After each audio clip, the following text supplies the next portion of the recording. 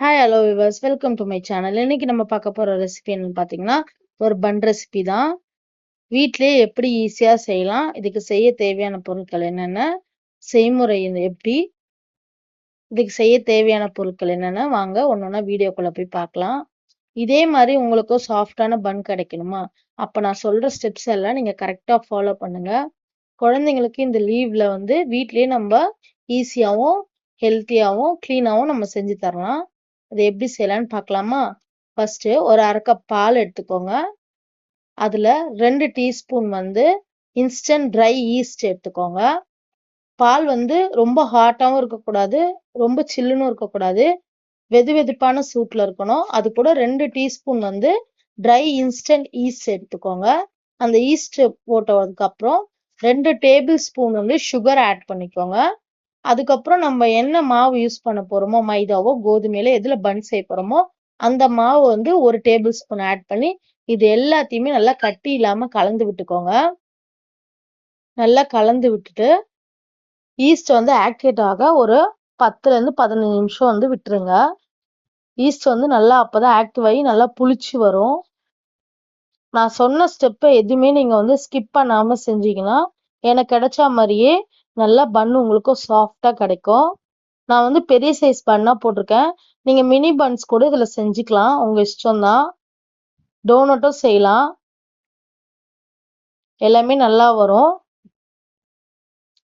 இதே மெத்தட் தான் மாவு டெக்ஸ்சருக்கு. இதை வச்சு நம்ம டோனட் செய்யலாம், பிரெட் செய்யலாம், பன் செய்யலாம், பீட்சா செய்யலாம். எல்லாத்துக்கும் இந்த ஒரு மாவு வச்சே நம்ம செய்யலாம்.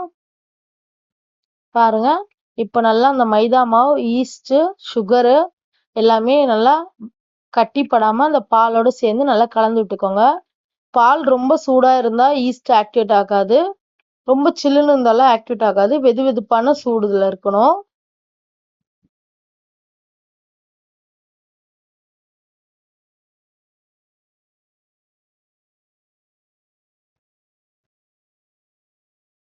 அவ்வளவுதாங்க. இத ஒரு கிளாத் போட்டு நம்ம மூடி வச்சிடலாம்.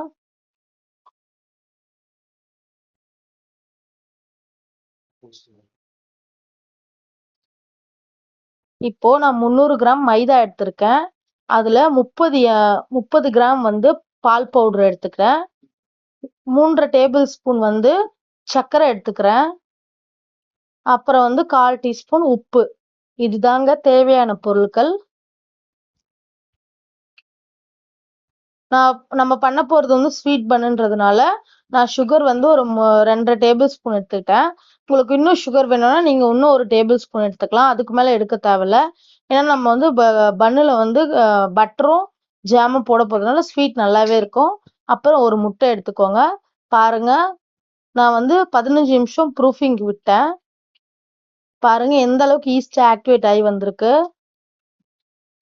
இந்த அளவுக்கு ஆக்டிவேட் ஆகி வந்தாதான் உங்க பன் நல்லா சாஃப்டாவும் நல்லா ரைஸ் ஆகி வரும். இது கூட ஒரு முட்டையை அடிச்சு வச்சிருக்கோம்ல, அதுல கால்வாசி முட்டையை நம்ம இதுல ஊத்திக்க போறோம். பேலன்ஸ் மேல எக் வாஷ் கொடுக்கறதுக்காக யூஸ் பண்ணிக்கலாம். இப்போ நம்ம ஆட் பண்ணி வச்சிருக்கோம் இல்லையா, 300 கிராம் மைதா மாவு, 30 கிராம் பால் பவுடர், அப்புறம் 2 டேபிள் ஸ்பூன் சுகரு, அதுக்கப்புறம் 1/4 டீஸ்பூன் உப்பு. இது எல்லாத்தையும் அந்த ஈஸ்டோட சேர்த்து கலந்துக்கலாம், ஈஸ்ட் அந்த பால் கலவையோட. இது கூட நம்ம எந்த தண்ணியும் ஆட் பண்ண போறதில்ல, இந்த பால்லே தான் எல்லாத்தையும் கலந்து விட போறோம். இதுவே கரெக்டா இருக்கும், நீங்க தண்ணி எதுவுமே சேர்க்க வேண்டாம். இத நல்லா ஸ்பேட்டுலா வச்சோ கரண்டி வச்சோ ஃபர்ஸ்ட் கலந்து விட்டுக்கோங்க. கலந்து விட்டுட்டு அதுக்கப்புறம் கவுண்டர் டாப்ல மாத்திட்டு நீங்க நல்லா இதை பெசியணும். 10ல இருந்து 15 நிமிஷம் நல்லா பெசியணும். இந்த பெசியறதுல தான் ஈஸ்ட் நல்லா ஆக்டிவேட் ஆகி வரும். நல்ல மாவும் ப்ரூஃபிங் ஆகும், பன்னும் சாஃப்டா கிடைக்கும்.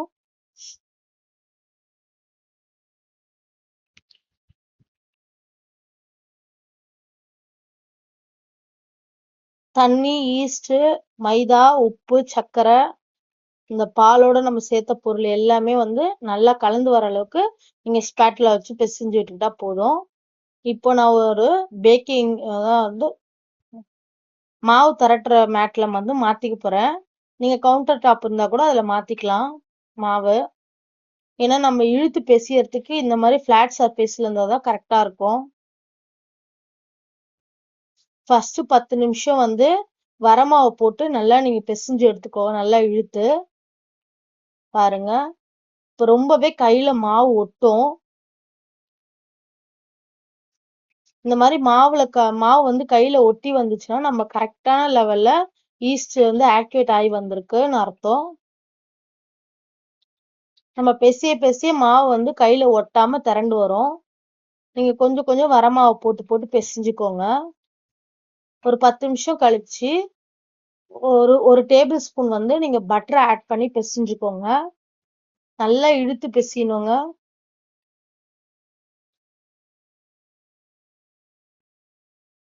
இந்த ஒரு ப்ராசஸ் தான் கஷ்டமா இருக்கும். நீங்க உங்ககிட்ட ஹேண்ட் மிக்சர் இல்ல எனக்கு கையில பிசைய முடியலங்கன்னா ஹேண்ட் மிக்சர் இருந்தா அதுல போட்டு நீங்க பிசைஞ்சுக்கலாம்.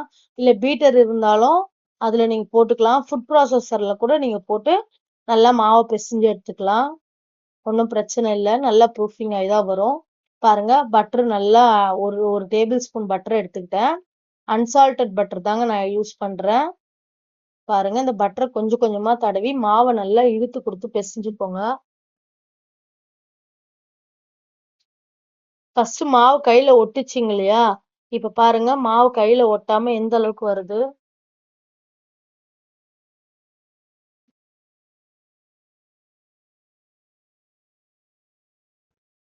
இந்த மாவு பிசையிற ஸ்டெப்பை மட்டும் நான் ஸ்கிப் பண்ணாம கட் பண்ணாம ஃபுல்லா எடுத்திருக்கேன் ஒரே ஷாட்ல. ஏன்னா வந்து பிகினர்ஸ்க்குலாம் புரியணும் அப்படின்றதுக்காக. ஆல்ரெடி பேக்கிங் நிறைய பண்ணவங்களுக்கு இந்த ஸ்டெப் நல்லாவே தெரியும். பிகினர்ஸ்க்கு தெரியாது இல்லையா? ஸோ அதனால நான் எந்த இதுவுமே ஸ்கிப் பண்ணாம எடுத்திருக்கேன். பாருங்க முன்னாடி நல்லா கையில மாவு ஒட்டுச்சு. இப்ப மாவு வந்து கையில ஒட்டுறது கொஞ்சம் கொஞ்சமா குறைஞ்சு நல்லா மாவு திரண்டு வந்திருக்கு பாருங்க. இதுதான் கரெக்டான ஸ்டெப்பு. இந்த ஸ்டெப்ல தான் நீங்க மாவு வந்து நல்லா பிசைஞ்சிருக்கீங்கன்னு அர்த்தம். கையில ஒட்டாம நல்லா இழுத்து பிசையும் போது கையில ஒட்டக்கூடாது. இதுல மாவு பிசையும் போது ரொம்பவே கை வலிக்கும். பட் ஆனா இந்த ஸ்டெப் தான் வந்து ரொம்ப முக்கியமான ஸ்டெப்பு. நம்ம பிரெட்டோ பன்னோ டோனட்டோ எது செஞ்சாலுமே சாஃப்டா வர்றதுக்கு.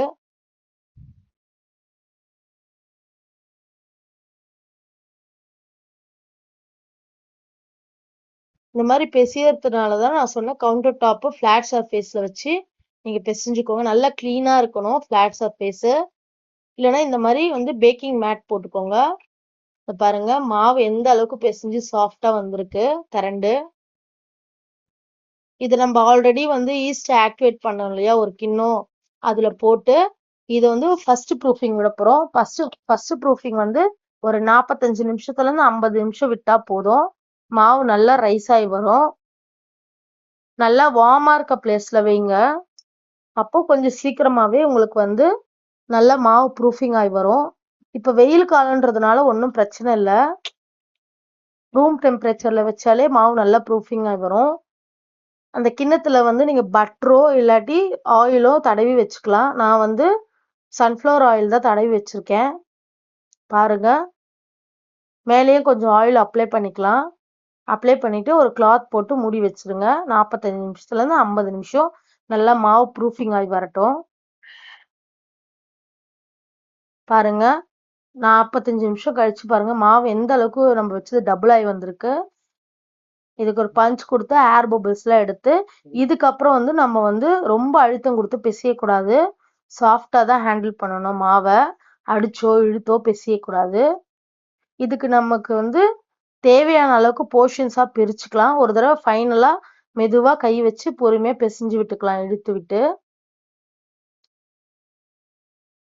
பாருங்க ஏர் எந்த அளவுக்கு இன்கார்பரேட் ஆகி நமக்கு வந்து மாவு வந்து நல்லா திரண்டு நல்லா சாஃப்டா புஃப்னு வந்திருக்கு பாருங்க. இந்த மாதிரி தாங்க இருக்கணும் மாவு. அப்பதான் நம்ம வந்து பன்னும் பிரெட்டும் நல்லா சாஃப்டா வரும்.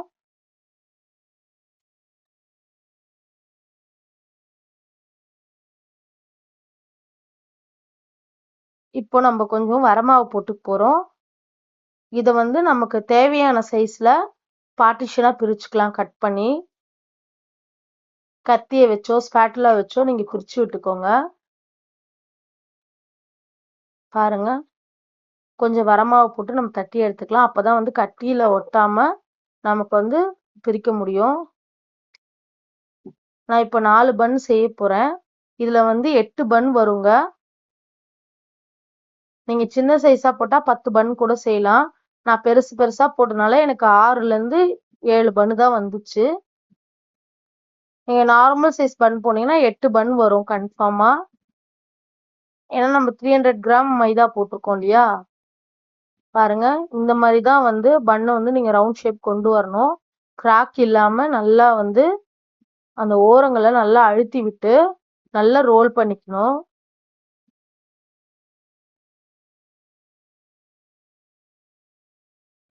பாருங்க, பன் எந்த அளவுக்கு சாஃப்டா ரோல் ஆகி வந்திருக்கு.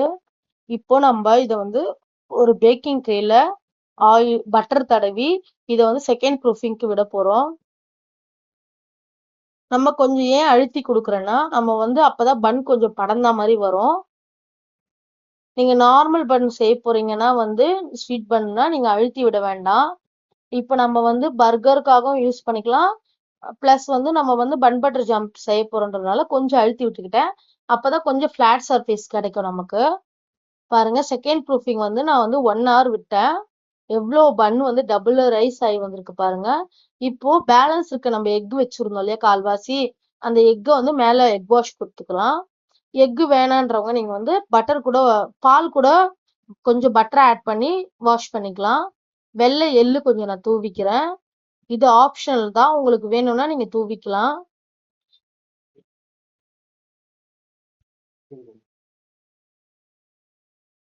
வெள்ளை எள் தூவுங்க, அப்பதான் டேஸ்டா இருக்கும்.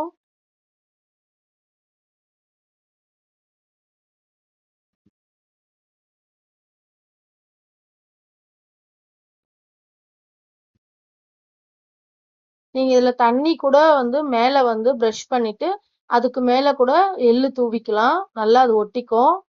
இப்போ வந்து 180 டிகிரில 10 மினிட்ஸ் வந்து ப்ரீஹீட் பண்ணிக்கோங்க ஓடிஜிய. அதுக்கப்புறமேட்டு வந்து அதே 180 டிகிரில நான் வந்து 35 நிமிஷம் வச்சேன். பன்னு பக்காவா ரெடி ஆயிடுச்சு. பாருங்க எந்த அளவுக்கு கோல்டன் ப்ரௌன்ல கிறிஸ்பியா வந்திருக்கு, சாஃப்டாவும் இருக்கு. அவன்ல இருந்து எடுத்த உடனே நீங்க வந்து பட்டரை வந்து மேல தடவி விட்டுக்கணும். அப்பதான் பன் வந்து ரொம்ப வந்து ஷைனிங்காவும் சாஃப்டாவும் நமக்கு இருக்கும். பாருங்க, நான் நல்லாவே பட்டர் தடவிக்கிட்டேன். இல்ல உங்களுக்கு இவ்ளோ பட்டர் அதிகமா தெரிஞ்சதுன்னா நீங்க கம்மியா கூட தடவிக்கலாம், ஒன்றும் பிரச்சனை இல்லை. பாருங்க பன் பாருங்க எந்த அளவுக்கு நமக்கு கடையில விக்கிற மாதிரி நல்லா சாஃப்டா நல்லா கலரா எல்லா பக்கமும் ஈவனா வெந்து வந்திருக்கு பாருங்க. இப்ப நம்ம இது கூட வந்து பட்டரும் ஜாமும் ஆட் பண்ண போறோம். நான் இப்ப வந்து லிட்டில் ஜாயோட ஸ்ட்ராபெரி ஜாம் தான் ஆட் பண்ண போறேன். இது ப்ரமோஷன் இல்லைங்க, நான் என் குழந்தைக்காக வாங்கினது. அவங்களுக்காக தான் இந்த பன் செஞ்சேன். லீவ் டைம்ல அம்மா ஏதாவது செஞ்சு கொடுமான்னு கேட்டுக்கிட்டே இருந்தாங்க. ஸோ குழந்தைக்காக தான் இந்த பட்டர் பன் பண்ணேன் நான், பன் பட்டர் ஜாம்.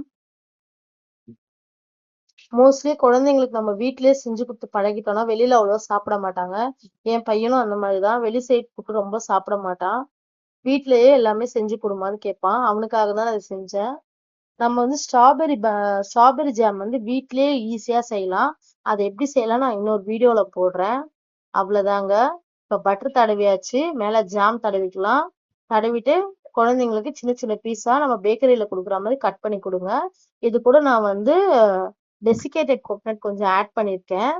நீங்க வேணும்னா டெசிகேட்டட் கோகனட் ஆட் பண்ணிக்கலாம், இல்ல வேண்டாம் அப்படின்னா அப்படியே வெறும் பன் பட்டரும் தடவிடலாம்.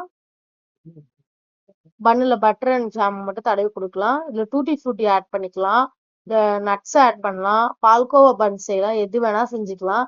இல்ல பிளெயின் பண்ணாவும் நீங்க சாப்பிடலாம், நல்லா இருக்குங்க, ரொம்பவே டேஸ்டியா இருக்கும். கண்டிப்பா இந்த ரெசிபி நீங்க ட்ரை பண்ணி பாருங்க. இந்த சம்மர் வெக்கேஷன்ல குழந்தைங்களுக்கு வீட்ல என்ன செஞ்சு கொடுக்கலான்னு பேரண்ட்ஸ் எல்லாம் ரொம்பவே நம்ம கஷ்டப்பட்டுட்டு இருக்கோம். இந்த மாதிரி நல்லா ஈஸியா நம்ம கண்ணு முன்னாடி நம்ம கைப்பட குழந்தைங்களுக்கு செஞ்சு கொடுத்தீங்கன்னா குழந்தைங்க ரொம்ப விரும்பி சாப்பிடுவாங்க. இந்த மாதிரி பன் செய்யும் போது உங்க குழந்தைங்களையும் கூட நீங்க வந்து சேர்த்து அவங்கள உருண்டை பிடிக்க வைங்க, கையை கிளீன் பண்ண வச்சுட்டு. ஸோ அவங்களும் வந்து அவங்களே செஞ்சு சாப்பிட்ட ஒரு ஃபீல் கிடைக்கும் குழந்தைங்களுக்கு. அவங்களும் நம்ம கூட சேர்ந்து செய்யும் போது அவங்களும் என்ஜாய் பண்ணுவாங்க. நம்ம அம்மா கூட சேர்ந்து அப்பா கூட சேர்ந்து செஞ்சோம்னு சொல்லிட்டு. பாருங்க அவ்வளவுதாங்க, நம்ம டேஸ்டியான பன் பட்டர் ஜாம் ரெடி ஆயிடுச்சு. இத குழந்தைங்க வந்து எல்லாருமே சாப்பிடுவாங்க ரொம்ப விரும்பி. ரொம்பவே ட்ரெண்டிங்காவும் போயிட்டு இருக்கு. அவ்வளவுதாங்க, பாருங்க எந்த அளவுக்கு கிறிஸ்பியா சாஃப்டா ஷைனிங்கா இருக்கு. இதை நீங்க செஞ்சு பார்த்துட்டு இந்த ரெசிபி எப்படி இருக்குன்னு மறக்காம எனக்கு கமெண்ட் பண்ணுங்க.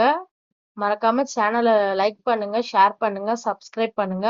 பக்கத்துல இருக்க பெல் ஐக்கானை கிளிக் பண்ணுங்க. நோட்டிபிகேஷன்ல வந்து ஆல் கொடுங்க. அப்பதான் வந்து எல்லா விதமான நான் போடுற எல்லா வீடியோவும் உங்களுக்கு வந்து உடனுக்குடனே வந்து நோட்டிபிகேஷன்ல காட்டும். பாருங்க பன்னு எந்த அளவுக்கு சாஃப்டா இருக்கு பாருங்க. நான் கொஞ்சம் தான் ஜாம் தடவி இருக்கேன். உங்க இஷ்டத்துக்கு நீங்க வந்து பட்டர் ஜாமும் நீங்க வந்து அதிகமாவோ கம்மியாவோ நீங்க தடவி சாப்பிட்டுக்கலாம். இதுல பீனட் பட்டர் கூட நீங்க ஆட் பண்ணி சாப்பிட்டுக்கலாம். ரொம்பவே நல்லா இருக்குங்க. இதை ட்ரை பண்ணி பார்த்துட்டு எப்படி இருக்குன்னு சொல்லுங்க. தேங்க்யூ.